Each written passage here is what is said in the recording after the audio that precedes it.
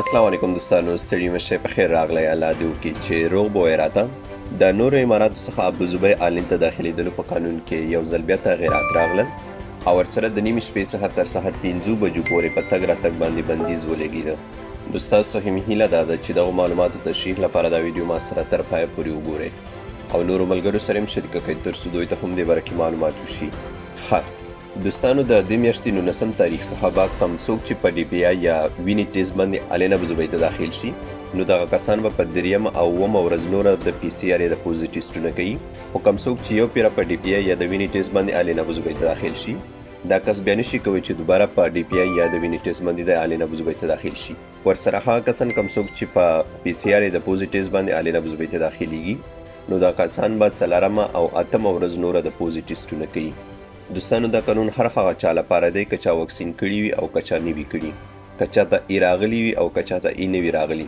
مخکې به د ای مسله وه، اوس هغه ترې ختم شوي. دا کم چا ته به چې ای راغلی وه نو دته د نورو ټیسټونو ضرورت نه و. خو سر د 19 تاریخ څخه کم څوک چې آلین ابوظبي ته داخلېږي نو که دته ای راغلی وي نور ټیسټونه به کوي او که نه وي راغلی بیا به هم نور ټیسټونه کوي. مقصد که د واکسین کړي او که نه وي کړي نو دا به دا ټیسټونه کوي. دلته دا خبره یو ځل بیا درته تکراروم. د دې میاشتې 19 تاریخ څخه کم څوک چې په ډي پی آی یا د ویني ټیسټ باندې آلین ابوظبي ته داخل شي نو دی به په درېیمه اوومه ورځ نور ټیسټونه کوي. خو خیال مو وي چې یو پیره پې داخل شي دوباره دته اجازه نه ورکوی کېږي چې ویني ټیسټ باندې آلین ابوظبي ته داخل شي. ورسره کم څوک چې په پی سی آر یا پوزیټ ټیسټ باندې آلین ابوظبي ته داخل شي نو دا کسان به څلورمه اتمه ورځ نوره د پی سی آر یا د پوزیټ ټیسټونه کوي. خو دا قانون د هر چا لپاره دی که چا واکسین کړي وي او که چا نه وي کړي. بل ابوظبي حکومت د 19 تاریخ څخه نیشنل سټریلایزیشن پروګرام شروع کوي کوم چې په دې کې به په لارو او کوڅو کې کیمیاوي مواد سپری کېږي، هغې باندې به دغه لارې صفه کېږي.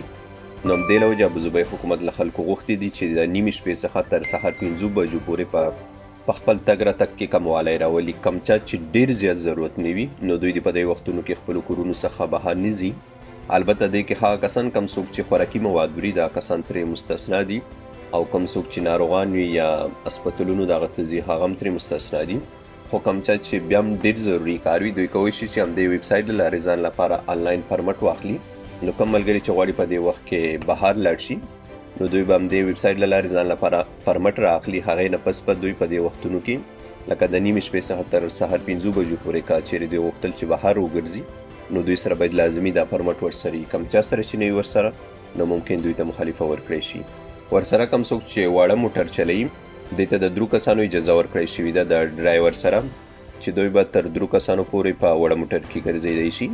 کم چا چې د 9 کسانو موټر دی هغې کې 4 کسانو اجازه ورکړی شوې ده. د 9 کسانو موټر لاند مثال به دغه درکمه سیانه کم کسان چې دغه چلی نو دوی کې د 4 کسانو اجازه ده چې دوی پکې تګ راتګ وکړي. که دې کسانو نه اضافه شول او مسؤلو کسانو ونیوئ نو ممکن تاسو ته مخالفت درکړی شي. نو الله دې وکړي چې دا معلومات تاسو ته ګټور تمام شوي وي. که دې کې څه بدلونونه سره راتله نو تاسو هغې لپاره احمد ټایمز تعقیبوئ. انشاءالله چې زه به په وخت خبروم. نور ستاسو د دعاګانو او سپورټ نه د زړه له کومې مننه کوم. ښاد او آباد اوسئ.